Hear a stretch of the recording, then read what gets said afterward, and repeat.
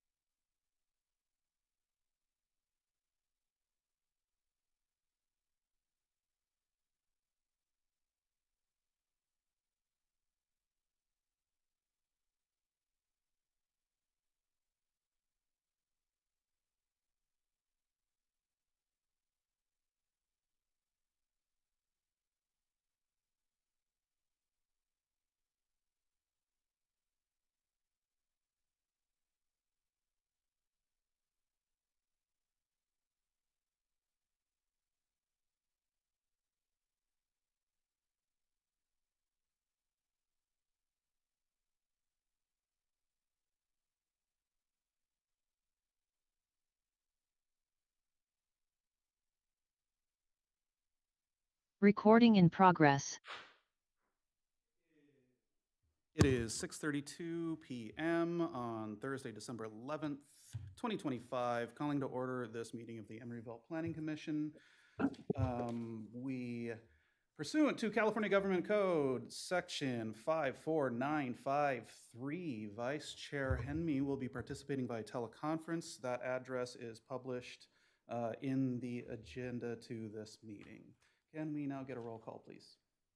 Yes, Commissioner Chafe, Here. Commissioner Gould, Here. Commissioner Martinez, Here. Commissioner Rivera. Here. Commissioner Small is absent and let us know ahead of the meeting. Vice Chair Henme Here. and Chair Wax. Here. You have a quorum. Thank you. All right, moving on to commission matters. We have 3.1 Planning Commission meeting schedule for 2026. Are we just gonna? Okay, that's great. Would anyone like to move this item? Make a motion to approve. I will second that motion. All right, can we get a roll call, please? Thank you. On the motion by Commissioner Rivera, seconded by Commissioner Chafe to approve this 2026 schedule for the Planning Commission, I'll call the roll. Commissioner Chafe, Aye. Commissioner Gould, Aye. Commissioner Martinez, Aye. Commissioner Rivera, Aye. Commissioner Small is absent, Vice Chair Henme, Aye. and Chair Wax. Aye. Motion passes. Thank you. I'm sorry, let me just back up for a moment because I skipped part of the script. I just want to confirm some things with Vice Chair Henme here. I'm just going to go through these questions like last time. Vice Chair, you can hear the proceedings well? Yes. You have a copy of the agenda? Yes, I do. You have the agenda posted properly at your location? I do. It is publicly accessible? Yes. Are there any members of the public present at your location? Not yet.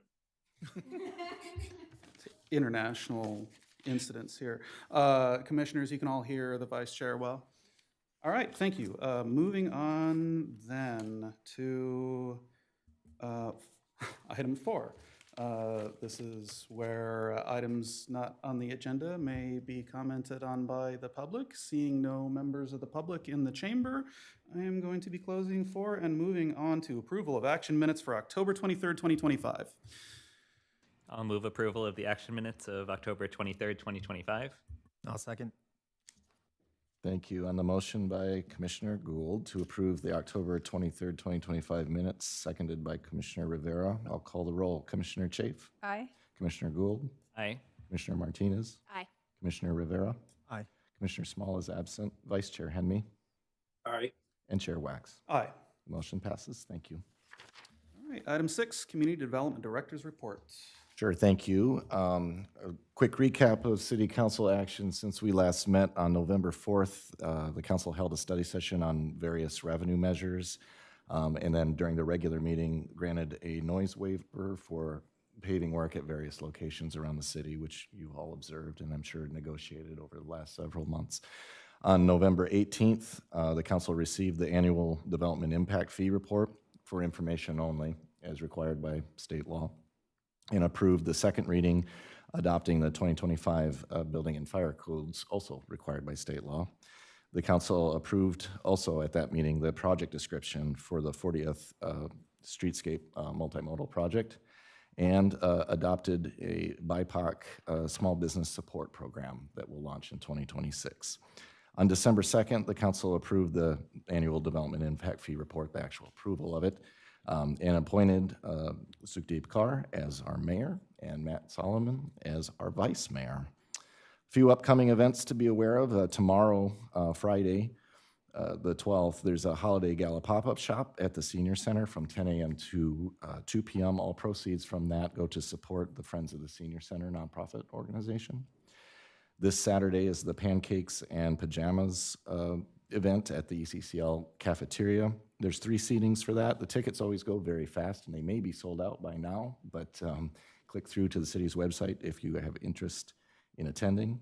Our annual holiday toy and coat drive by the police department is running to December 15th, and there are drop-off locations at various locations around the city, including here in the lobby at City Hall. A couple of just notable milestones I wanted to call out. We did the final inspection for ECAP's new facility at the Nellie Hannon Gateway was accomplished since we last met on October 30th, which is a great milestone to see with that project. We also issued a temporary certificate of occupancy for Planet Fitness in the former CVS building on San Pablo Avenue. That happened on December 11th. And then lastly, as you've probably seen in the news, Tokyo Central is planning tentatively to open that grocery store at Bay Street on January 31st. That concludes my report. Happy to answer any questions you may have. Recording stopped. That's not. Recording in progress. Commissioners? It's a mic drop. All right, no questions, no comments. Thank you for the report. Closing that and moving on to 7, disclosure of ex parte communications on identification of conflicts of interest. Do we have anything today, commissioners? Seeing nothing. Item 8, public hearings. First up, 8.1, Benihana signs.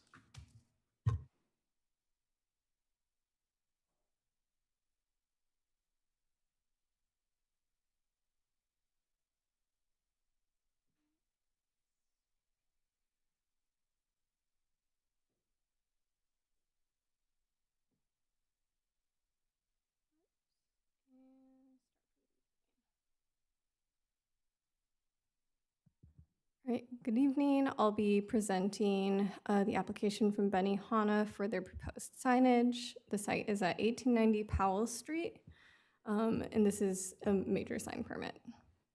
So I've given kind of a really zoomed out site location map because this is a pretty unique site. Has a pretty substantial water frontage and is visible from West Frontage Road, I-580, and all the way to Point Emery. If you squint. And then this is a zoom in of the site, and you can see there's a lot of existing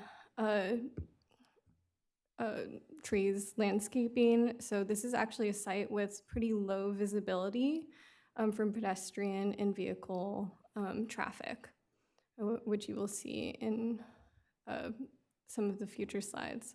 I'll also note to the northwest corner is a dock, which is located on private property, but it is a publicly accessible dock. So from some background, this was previously occupied by Chevys. They occupied it from 1999 and then closed up shop in 2024.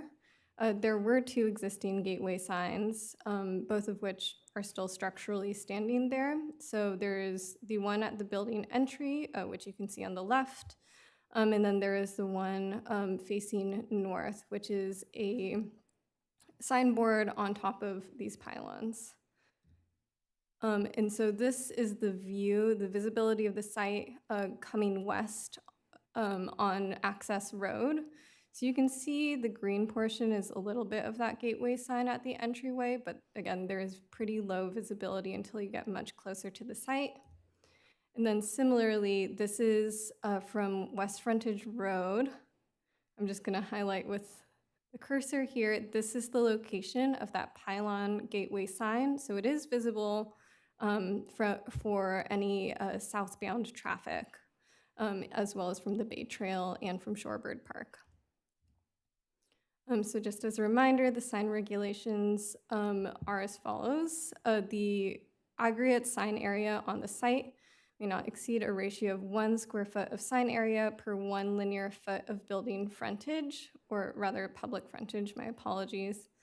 So in total, this site has 457 linear feet of public frontage and proposes 123 square feet of proposed sign area, so significantly under that maximum aggregate.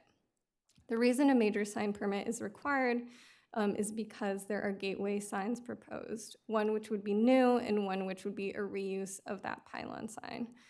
Gateway signs do not have specific standards attached to them. It is at the discretion of the Planning Commission to determine whether the signs seem appropriate for the site. Okay, so the signage that's proposed are 2 wall signs, one on the north elevation, that's this elevation up top, and then one on the east elevation, this one below, a small shingle sign labeled D here, and then the 2 gateway signs. So this is the proposed entry gateway sign, and then they would also reutilize the existing pylon and signboard at this location with their logo mark. Right, so the first wall sign facing east along the entry elevation would be 51 square feet in total, be mounted at a height of 18 feet, measuring from ground level to the top of the sign, and it would be illuminated. And you can see that location here. This would be visible from Access Road. The northern wall sign facing into the waterfront would be 28 square feet and mounted 15.5 feet approximately above the ground, and it would also be illuminated. They would also be, again, installing a small shingle sign, that is a sign that is located below the eave of the roof, which would be 4 square feet in total.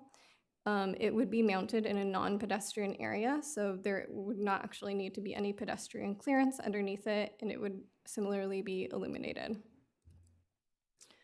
So for the northern gateway sign, the pylon sign, so the existing structure is 40 feet tall. The signboard, this top signboard, is 116 square feet. Chevy's had additional text on this smaller signboard. Benihana will not be using that. They will not be removing it because it's structurally part of the sign, but they'll just be installing their new letters just on the north-facing side. So the south-facing side will not have any text on it. The sign area for the text in total is 39 square feet. It'll be illuminated, and the signboard itself will be painted black. And you can see some renderings here. So this is an image from looking from Shorebird Park, and then the other image is the back of the signboard from the Benihana parking lot. And then you can see also the visibility triangle here. For the east-facing gateway sign, the one located at the Benihana entry, it'll resemble a Japanese torii gate. It'll be at its maximum dimensions, 30 feet and 8 inches tall, matching the roof ridge height of the actual building, and 36 feet 4 inches wide. The actual sign text on this will be just located here. It'll be 28 square feet in total, and the height from ground to top of sign will be 15 feet and 5 inches. This will also be illuminated. I did not provide the rendered image here with colors, but this structure will be red, and then the roofing portion will be blue. And you can see, again, the gateway entry sign there. And the visibility, again, because there are a lot of mature trees on the site, it has pretty low visibility until you are physically approaching the site or on top of it. So the design review findings are as follows. The proposed signs are necessary. The proposed signs are no larger than necessary.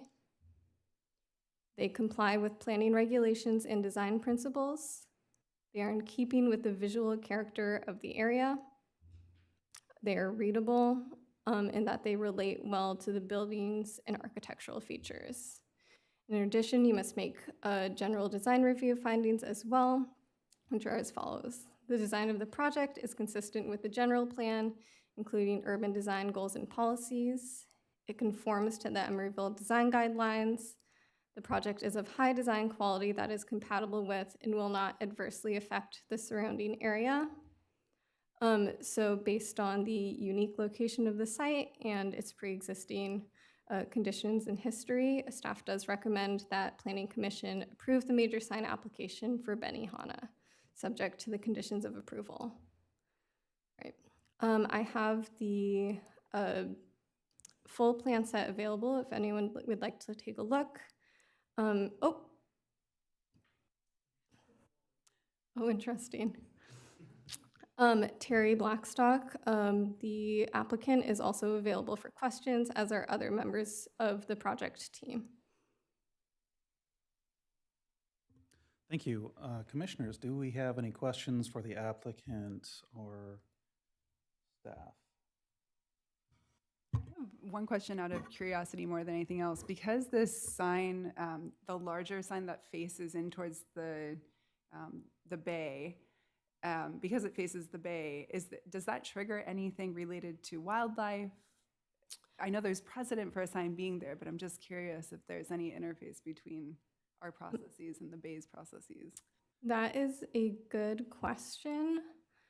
So the location of the sign, since it's going to be an existing structure and they're not going to be changing the foundation, does not trigger any like bay access requirements.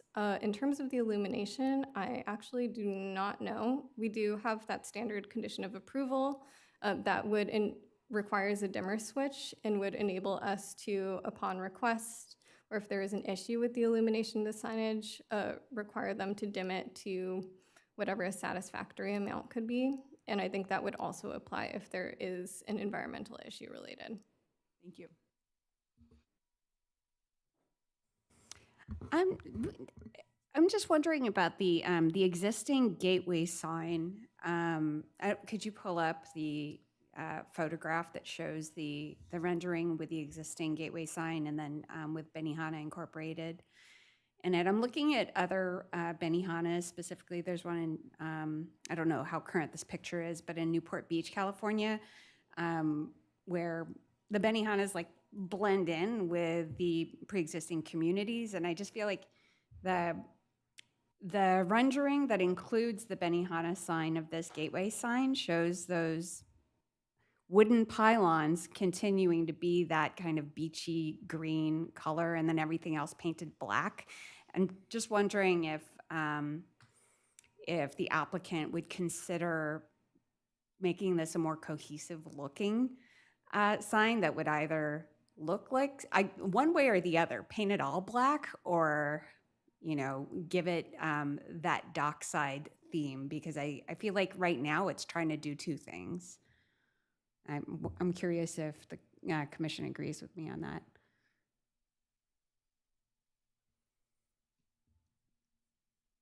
It's not a strong opinion that I have. I'm just looking at these other Torii gates for different Benihanas in other places, and they seem to blend in with their surroundings a little bit better. Yeah, that's certainly something that we could request. I don't know if our applicant is available. It's not clear to me from the attendees' names that the person you referenced is on the line, but perhaps one of them could raise their hands if they're able to speak to that. I'd also note, Chair, that Vice Chair Henry has his hand up. Actually, Do we have any applicant ready to respond to that? yeah, now I've got two, so. Okay.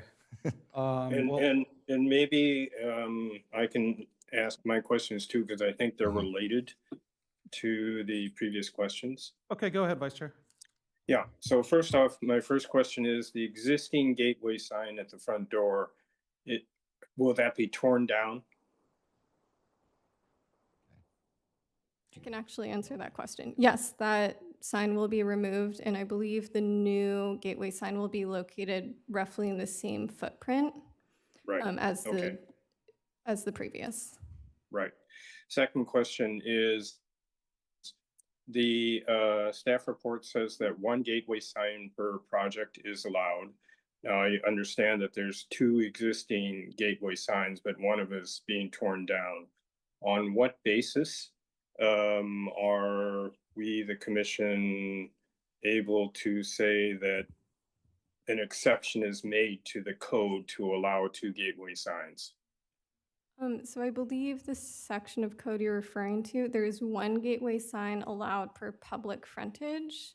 Them because they're oriented in 2 different locations for 2 different audiences approaching the site, we would consider those to be I see. appropriate. Okay. Yeah.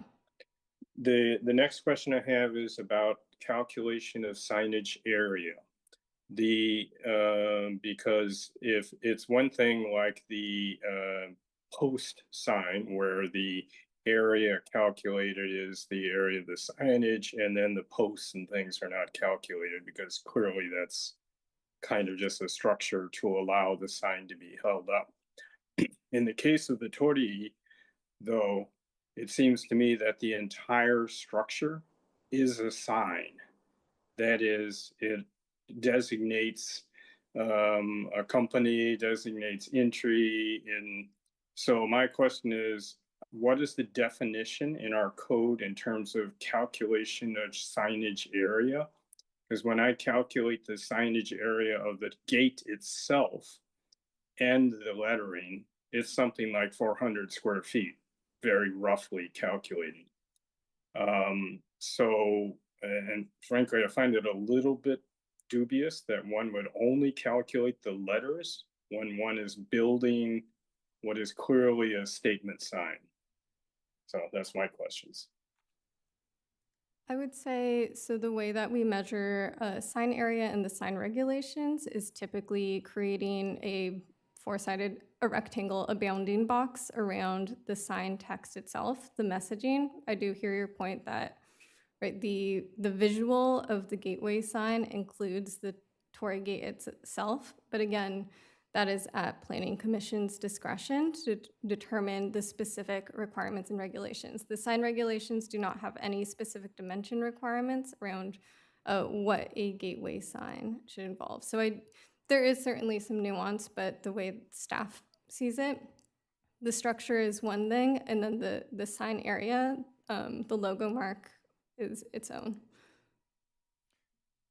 And Chair, I can allow the applicant to talk if you want to hear a response to Commissioner. Please. Yeah, do that. Mr. Cool, you can unmute yourself. Hello, thanks for your time.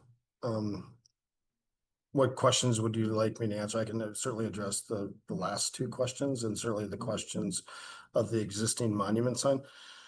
The existing monument sign, of course, was located there originally. I think Chevy's that moved into that space obviously was a Tex-Mex concept and had Adobe Mexican Spanish origin architectural design themes to it, kind of in a, I would say, kind of in that Adobe manner. The gateway sign appears to be more of a wharf-driven architectural style based on the piers and the multiple sizing of those piers that are around the structure of that sign. We would find no issue in painting that, especially black, so it goes away and blends in with the overall structure of that sign. And would have no problem with that at all, since it is an existing sign. We just left it the way it was, as it was already currently existing, and painted the structure it was. So no objections to that at all. Secondly, when we're talking about the gateway sign that was being added to the entry of the Chevys, the existing sign that was there was also in a structure. That a structure I would also consider very similar to the torii structure, which was an Adobe gateway structure, if you look at that architecture. So similar to Chevy's, Benihana has somewhat of a representation of the culture of a Japanese steakhouse and the torii, similar to what was there before with the adobe gateway.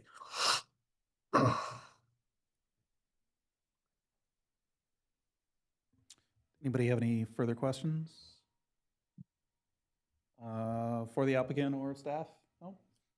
All right then, thank you. Going to open this up for public comment. Seeing no public in the room, I'm going to close public comment and bring it back to deliberation. Commissioners, what do we think?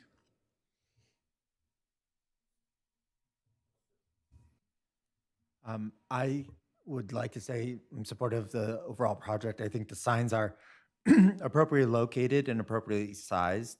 I don't have an issue with the structure of the gateway sign being unique and drawing more attention. I think that it's nondescript to the business. It could be, I mean, it's related, but it's not specific to Benihana's itself. It's on theme and on brand with the proposed project. I agree with council or with Commissioner Martinez that black on the pylons would be better suited and would blend in entirely. I almost want to say that like red would be great too, because it kind of looks like a torii gate as well, and would be a unique color or match the existing other gateway sign, but I'm overall supportive of the project.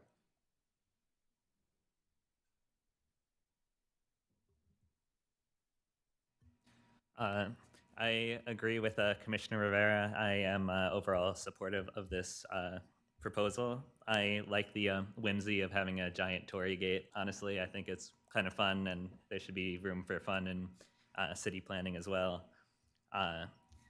The only thing I wasn't a super big fan of is that at least outwardly to the bay, you can see the big Benihana, but from the peninsula side, it's just a big black board, which I can live with, but that just wasn't my favorite part. But yeah, overall, I'm supportive of this design.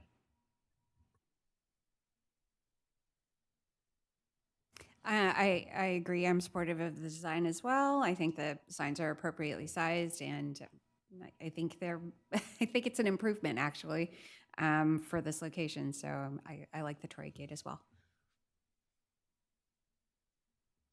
I agree. I have no further comments. I agree with everything that's been said. Vice Chair? Yes. No, I support the project. I think the torii gate should be red, which is the color, or orange or red is the color of many of the gates in Japan, and or wood is the other finish that one sees when so I think it should stay the red. I think the question I have is a procedural one more than a content one, because I do think that the calculation of the area of the sign should be rethought in terms of what people do. So, but I'm fine with this project going ahead as it is. But it is something that I think staff should consider. Like I say, it's one thing if you have a rectangular sign and a post holding it up, and the post is not included in the area. But I think it's another thing when the sign itself is clearly more than just the lettering. So, but I'm fine with supporting this project as it is. I think Vice Chair Henme's point is well taken. I think I'm glad that we have discretion over this, because this is something where I could easily see going either way. But in this case, I think what we have is something that is of aesthetic value, that is the result of taking a common structure type and associating it strongly with your brand. And I don't know if I necessarily want to punish them for such a successful thing when honestly that would make a lot of places better. So yeah, I'm very happy with this. I'm happy that this is what's opening up here, and this sign program looks good to me. Would anyone like to move on this, or is there more? Oh, no, I would like to move the resolution with the note that the supporting posts on the gateway sign just be painted a matching color as the pillars. So that's my motion. Excuse me, which gateway sign, since there are two gateway signs? Gateway sign E, which is the existing gateway sign that will remain, and it faces north. Oh, I see. Okay. It's, yeah, you could see they're like weathered wooden yeah. pylons supporting them, and they almost have a green patina, but maybe they're, I don't know, they're gray or brown or green. It's hard to tell from this angle, but yeah, I would just like them to match the legs of the sign. And I'll second. All right. Just for clarification, this amendment would change the COA? That's the intention? Yeah, thank you. Yes, thank you. On the motion by Commissioner Martinez to approve the application with the added condition that the existing piers at the gateway sign E be painted to match the pylons, seconded by Commissioner Rivera. I will call the roll. Commissioner Chafe? Aye. Commissioner Gould? Aye. Commissioner Martinez? Aye. Commissioner Rivera?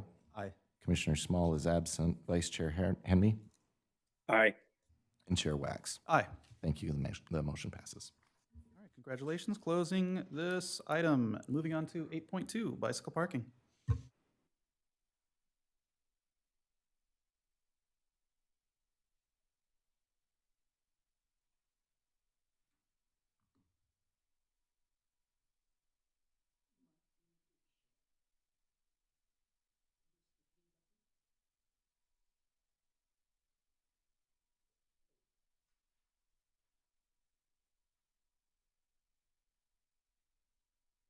Still the same thing though, right?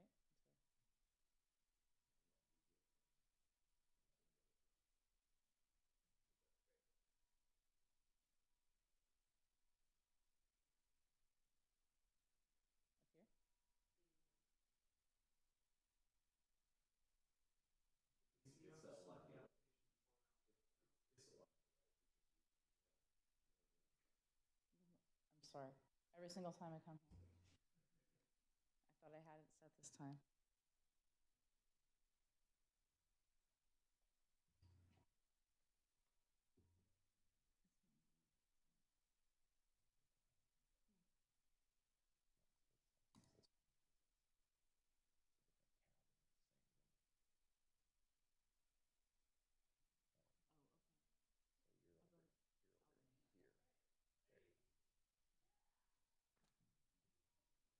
Good evening, Chair.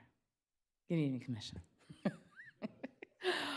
I'll be presenting tonight on the bicycle parking requirements that you had at a study session last time when we met in October, and here we're back again to seek recommendation to council for approval of the item.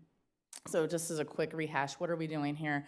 MTC administers OBAG grants starting in 2016. We need to comply with their transportation-oriented communities policies so that we can be eligible for grants. And so as part of that, we need to update our bicycle parking requirements. So far, this went to BPAC, Transportation Accessibility Committee, Planning Commission with you all, and BPAC. We had, through that process, after 2 meetings at BPAC, a unanimous recommendation for approval. So the next steps after recommended approval today would be go to City Council in January, and then have second reading in February, and then effective date would be 30 days after that in March.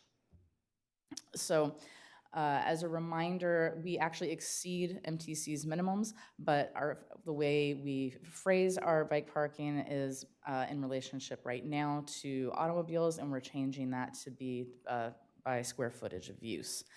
So this is the current way we do it. We converted directly the 1-to-10 ratio to get an estimate, and then from there created a new table. The changes that are in the table since the last time you saw it, we've added a low barrier navigation center use type that's consistent that what you'll be reviewing is program LL after this. And then we changed, revised the TBD definition so that it's consistent with what we use on the estimated parking demand table for vehicles. So 2 minor changes there. So here's what the new table looks like, and that will be plopped into the planning regulations along with some minor text changes that you can see in the ordinance and resolution. So this is not subject to CEQA, and our recommendation is for approval, and I'm here for any questions and discussion you may have. Commissioners, yeah, any questions? Go ahead, Vice Chair. Yes, I had a question about the TBD. I just didn't understand exactly, because I saw there was many in the table that are TBD. And Yes. so can you explain what that is about and what exactly how it works? Sure. So for most of the uses here, there is a direct per square footage translation. When it says TBD, the example I think is a really good one is schools. Schools it's a use type, but there's many different ways a school could come, right? So you could have an elementary school that's 30 kids on the north side of town, or you could have K through 8 school that has 400 students on the south side of town that is closer to more transportation resources. So it gives the opportunity to look more specifically at that actual specific use as part of the permit application to see what the parking needs are and what makes sense for that. Is there a bike share station directly outside of that place, for example? Is there a bike link that's public, like right next door? So you can look at the context more and look at that specific use as opposed to having a blanket requirement. So most of the ones we have TBD for here are ones where we think that having staff assess the applicability of how many spaces is appropriate, or it's something that's like highly, highly variable. So I'll also note that all non-residential use types have a minimum of 2 short-term and 2 long-term bike parking spaces regardless. So that would be the bare minimum, and then staff is assessing what the need is beyond that.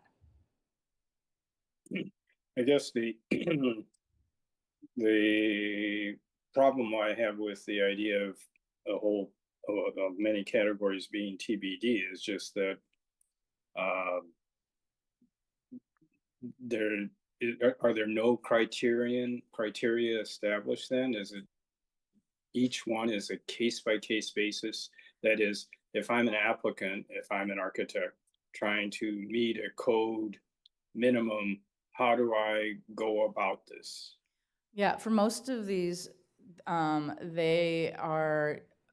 this pretty much matches the vehicular estimated parking demand table, which has many TBDs in it also. And so you submit information about your use type and how it's being used. And you could submit, for example, what your parking ratios are at other sites if you have a business that's in multiple locations, and how this site is similar or different to those locations. It's a standard practice we already have. This isn't actually changing anything from what we already do. I do think it provides a flexibility that addresses concerns that have been previously stated by Planning Commission about providing too little or too much bike parking. So you're really getting to look at that specific use. Also, the ones that are, the other ones that I would say are not like these major uses that require a lot of, potentially a lot of bike parking like a school, would be agricultural use types. You know, we have just a couple of those, and having those be TBD seems highly appropriate to staff. And also communication, transportation, utility use types, that varies. If I am remembering off the top of my head correctly, things that are variable, such as parking lots to communication towers. Communication tower, you're not having a whole bunch of people come and go, but maybe for that particular type, you do have facilities maintenance people that might want to use a bicycle to access it. I don't know. That's why it's TBD. I don't want to come up with things without a basis. So that's why we're asking for it to be done as part of the application process. And again, this is standard practice. We already have pretty much one-to-one, very similar to what we were doing with vehicular parking right now. Yeah, thank you. Go ahead. If I'm recalling correctly, BPAC, before they met on November 3rd, they were considering like looking over the numbers again on what they were going to recommend as the minimums for I think multifamily. I can't remember precisely, but it looks like from the staff report they did not recommend further exploration into expanding that. And I just wanted if you could walk me through their rationale so I understand how it looks like they came to a unanimous decision that this is good for now. Sure, we presented the information that we presented to you about when different developments were built and how much parking was required and how much parking they have, which they had not seen before. That was the information they were requesting so they can make a determination. And then we also shared with them your concerns about requiring too much bike parking and how that could be provide a new development challenge that doesn't currently exist, and talked about how we have not had a lot of developments play out with our current regulations and nobody moved forward any changes. And they also did not recommend further inquiry or further pursuing it, which was something that they had considered prior to seeing that information.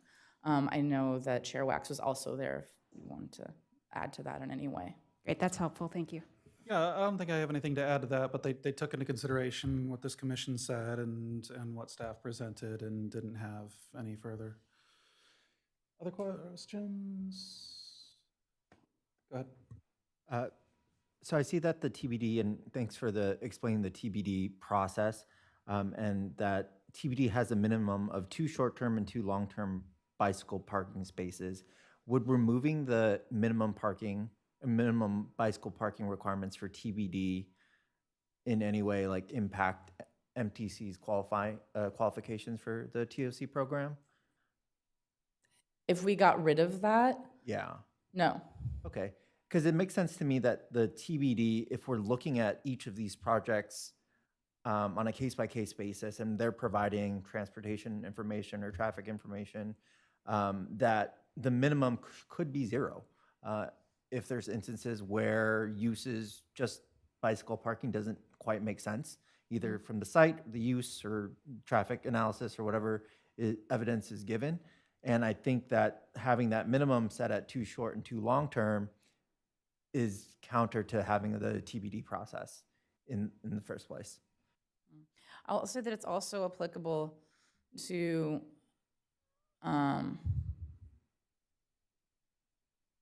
oh wait, I'm sorry.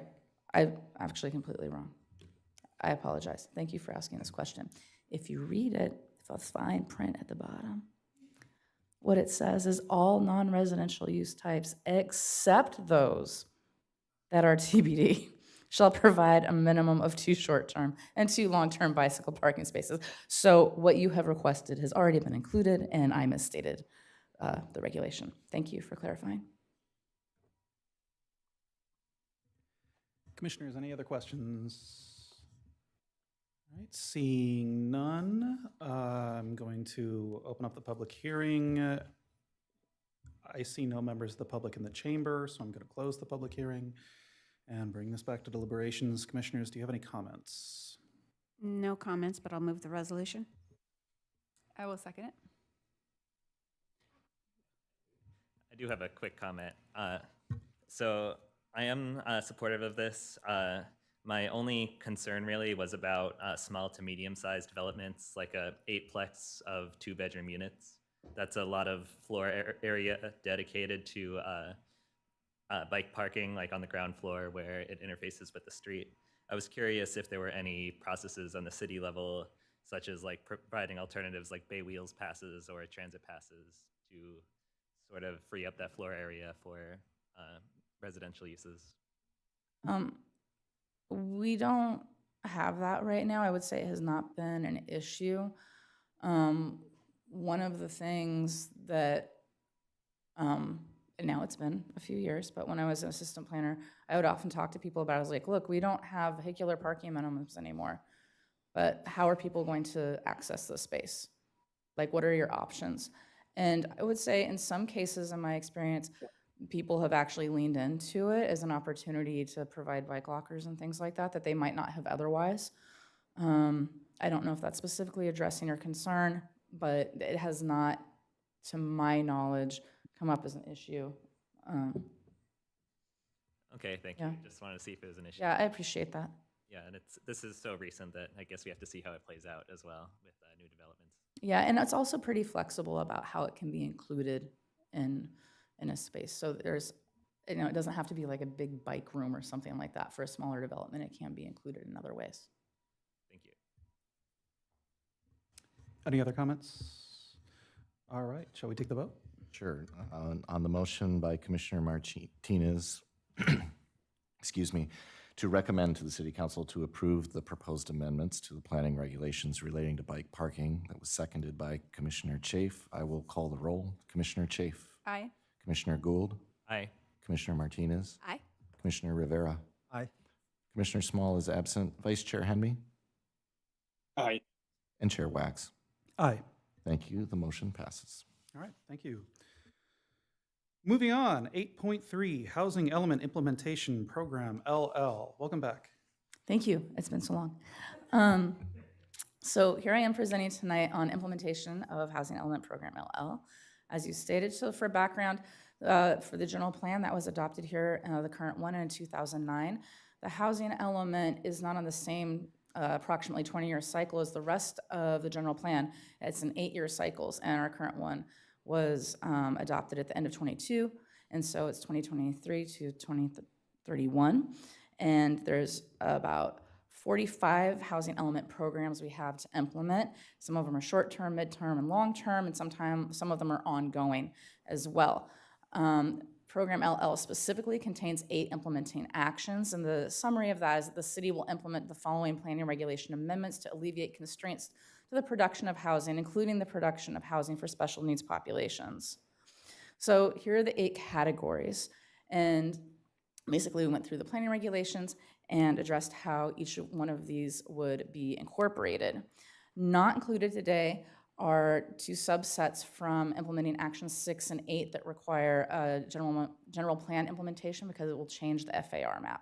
So that requires a 90-day tribal notification, and so that will be coming to you later in spring after that process has been complete.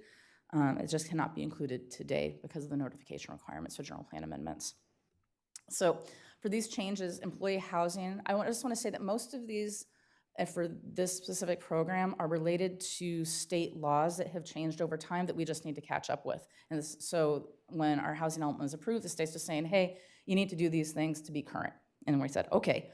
So employee housing is something that needed to be added explicitly, so that was added.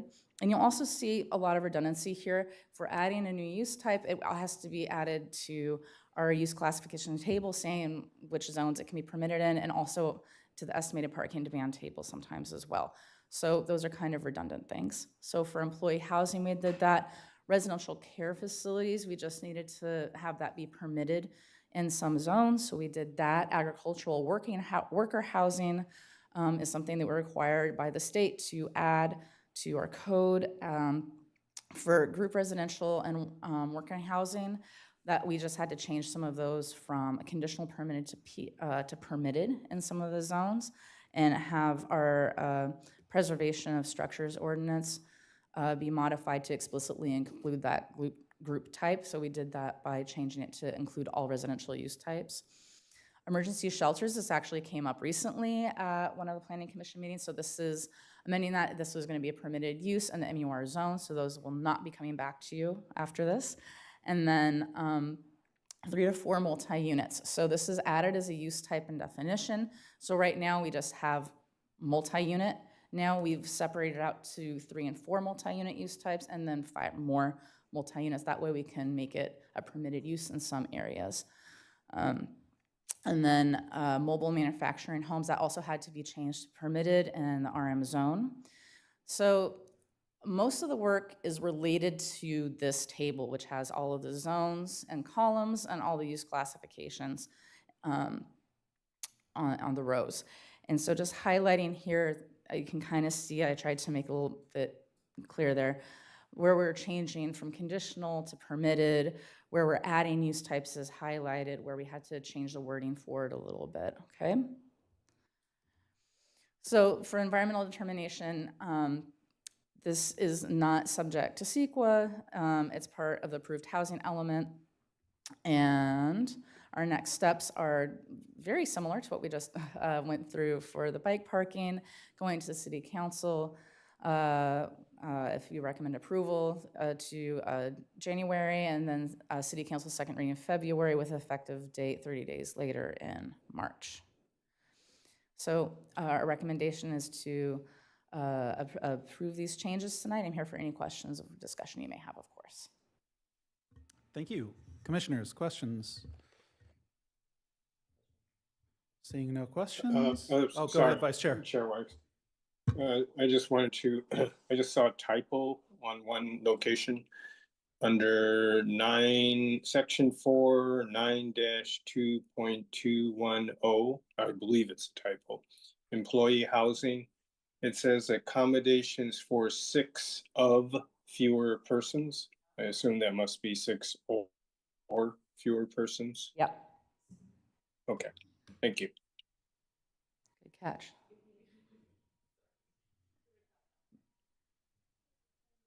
I can assure you I didn't go through the entire thing that carefully. I just noticed that once. Well, it is appreciated, though.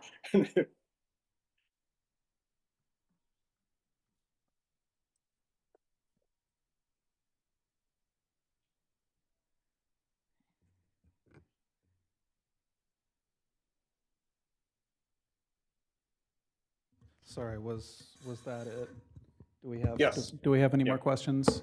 Okay, in that case, I will be opening this up to the public hearing. Again, seeing no members of the public in the chamber, closing the public hearing and bringing it back to deliberation. Commissioners, do we have any comments on this item? I just want to say thanks to staff for doing the work that's required by the state and by the housing element. I know that there's not a lot of discretion for PC and council to really discuss on these items because they're required by law. But it does take a lot of work to keep everything updated and then keep track of all the new state laws that have been approved. So that being said, I'd like to move the item. Go ahead, Commissioner. I've got one quick question. So you mentioned the FAR changes require a notice before, so it won't be part of this. Do we know when that would come back to us, or? Definitely spring, or targeting March, but it depends on how the process plays out. Sounds good, thank you. I'll second that motion. Okay. Okay, on the motion by Commissioner Rivera to recommend to the City Council approval of the proposed amendments to the planning regulations implementing Program LL of the housing element, taking note of the typographic error called out by Vice Chair Henme and seconded by Commissioner Gould. I will call the roll. Commissioner Chafe?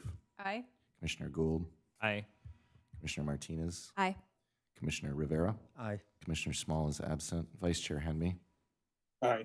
And Chair Wax? Aye. The motion's approved. Thank you. Thank you. All right, moving on to Planning Commissioner comments. Anybody have anything they want to say for this last session of the year? Vice Chair? Well, in that case, oh, go ahead. Happy holidays to all. Indeed. I personally, I have a much longer version of this I could go on, but when we get to these end of these meetings, I just want to let y'all out. But I want to sincerely thank the city and this community from the bottom of my heart for standing on its values during a very difficult year, giving the very real as well as emotional support by just doing the simple act of showing up, doing your job, showing up for the community, feeding the hungry, protecting the immigrant, all of these things. Emeryville has spoken on who we are. Thank you, everybody. Let's see. Feliz Navidad. Happy Hanukkah, happy Kwanzaa, and for anything not covered in there, happy holidays. Barring any further comment, I am going to adjourn this meeting. Thank you, everybody. Thank you.